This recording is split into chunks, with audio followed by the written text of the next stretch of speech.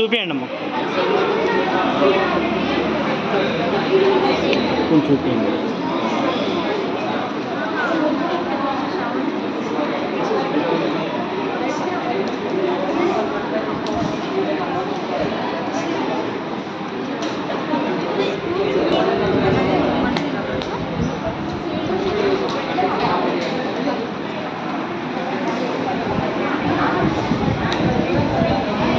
అంత అంత చేయి,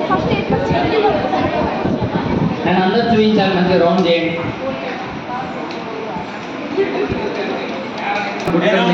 టెక్నిక్ చెప్తా అని చెప్పాను కదా, టెక్నిక్ చెప్తా అని చెప్పాను కదా. బాయ్స్ నాన్న చూడండి, బాయ్స్ చూడండి ఒకసారి.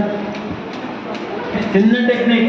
ఈ టెక్నిక్ తెలిస్తే వినాయకుడు మీ మధ్యలో మెదులుతాడు. ఆటోమేటిక్గా దానికి దృష్టి రూపం మీరే తీసుకొస్తారు. నేను చెప్తున్నాను, మీ రౌండ్గా ఉన్నటువంటి మట్టి ముద్దని, మీ రౌండ్గా ఉన్నటువంటి మట్టి ముద్దని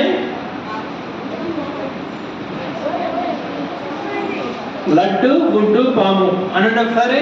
లడ్డు లడ్డు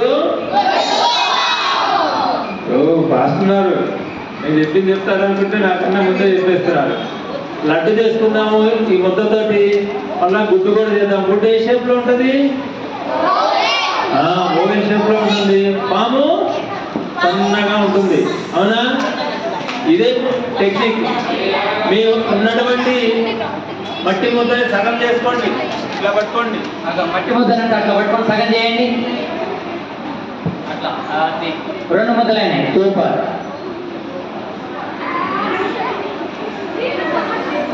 ఇప్పుడు మీ చేతిలోని ఒక సగ భాగాన్ని వినాయకుడి పొట్టగా చేద్దాం.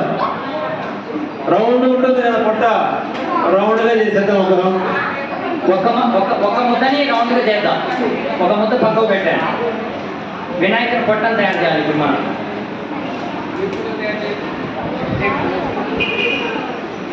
మంచిగా రౌండ్గా చేయాలి.